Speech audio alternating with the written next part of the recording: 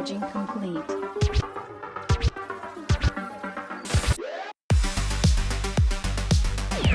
Bonjour à tous, vous le savez, sur Fleet TV, on aime les anniversaires, surtout lorsqu'ils nous mènent dans des endroits exceptionnels. Et c'est le cas aujourd'hui, puisqu'à l'occasion des 75 ans de présence de Volkswagen en Belgique, la D'Ieteren Galerie nous ouvre ses portes. Dans la demi-heure qui suit, nous reviendrons sur les grandes étapes de la relation presque indéfectible qu'entretiennent le constructeur allemand et le groupe belge. Le partenariat Volkswagen-D'Ieteren fête cette année ses 3/4 de siècle. Tout commence en 1948 avec cette voiture, la Coccinelle, une petite révolution industrielle pour l'époque, mais une grosse révolution en matière de mobilité. Le modèle est pratique, fiable, économique et surtout abordable, tout ce que demande une population marquée par 5 années de guerre et qui a soif de liberté.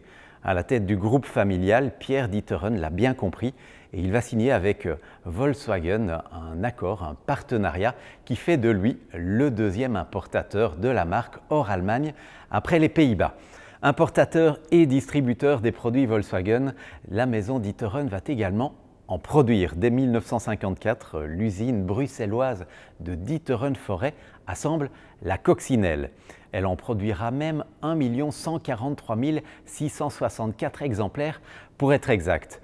D'autres modèles de la marque sortiront également des chaînes belges. On pense par exemple au Transporteur génération T1, mais aussi à la Karmann Ghia.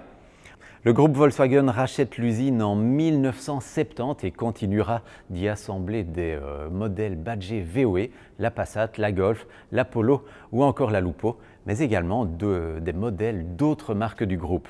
Depuis devenue Audi Brussels, l'usine sera la première du secteur automobile à être certifiée neutre en carbone. Elle assure aujourd'hui l'électrification de la marque aux anneaux.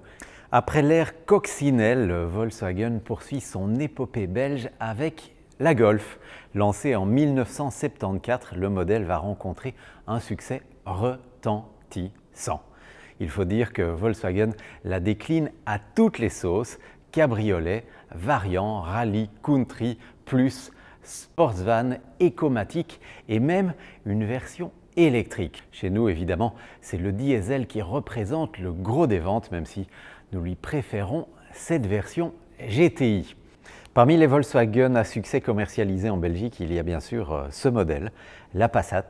Elle fêtait le mois dernier ses 50 printemps, un demi-siècle et 8 générations qui lui ont permis de peaufiner la recette qui a fait son succès depuis son lancement en 1973, une sorte d'avant-garde tout en discrétion, comme les lignes de cette première génération signée Giorgetto Giugiaro.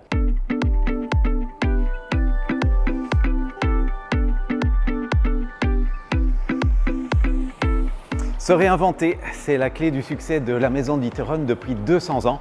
Aujourd'hui, l'entreprise négocie un nouveau tournant majeur, celui de la mobilité électrique. Et c'est d'ici, depuis son bâtiment emblématique au cœur de Bruxelles, que l'entreprise va opérer cette nouvelle grande mutation. Objectif, devenir le premier fournisseur de mobilité individuelle en Belgique. Une ambition qui passe notamment par une nouvelle gamme ID. Et pour vous en parler, eh bien, je vous emmène dans le ventre de la bête.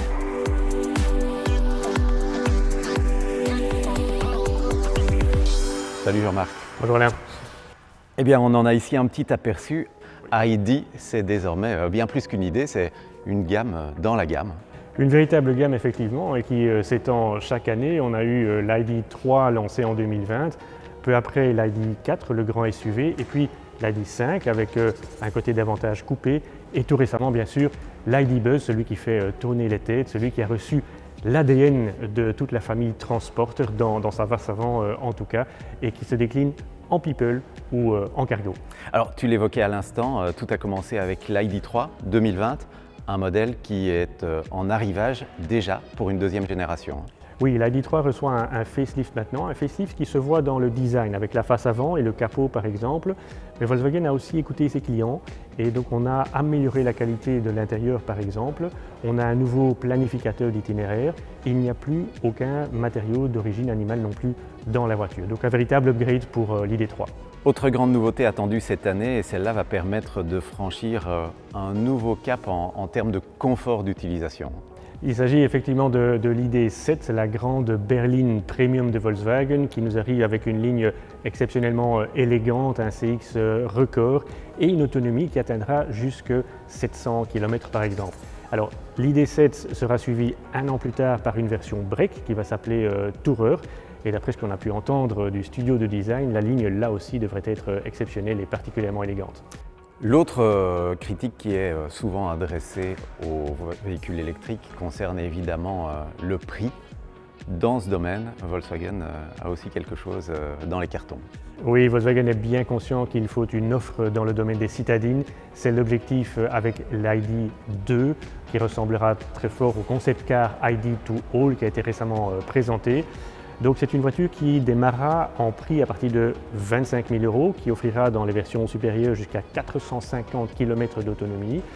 Et au niveau dimension, on est en extérieur à peu près à la dimension de la Polo, mais à l'intérieur avec l'espace de la Golf parce que l'ID2 est construite sur la plateforme électrique modulaire MEB de Volkswagen qui justement optimise l'espace pour le conducteur et les passagers. Un modèle qui s'adressera plutôt aux particuliers, mais on le sait, aujourd'hui ID c'est plutôt du fleet. Et pour ce type de clientèle, vous avez aussi des versions un peu sur mesure. Oui, c'est la série Business, c'est pratiquement une tradition chez Volkswagen. Ce sont des voitures qui sont pensées et conçues pour nos clients fleet avec un objectif naturellement de déductibilité maximum, mais aussi d'amélioration de la valeur de revente, ce qui a un impact sur le TCO. Ça se fait grâce à un équipement choisi qui permet d'une part à l'utilisateur au quotidien d'en profiter, d'améliorer son expérience voiture, mais c'est aussi un atout pour le gestionnaire de flotte, ce qui en fait véritablement une voiture optimale dans une flotte. Voilà, comme quoi, quand on a moins de pétrole, il faut des idées, et chez Volkswagen évidemment, elles sont électriques. La gamme ID, c'est une gamme qui va de l'avant, mais sans tourner le dos à son passé, comme en témoigne le fameux ID Buzz, un clin d'œil au légendaire combi Volkswagen. On compte sur vous, ciao!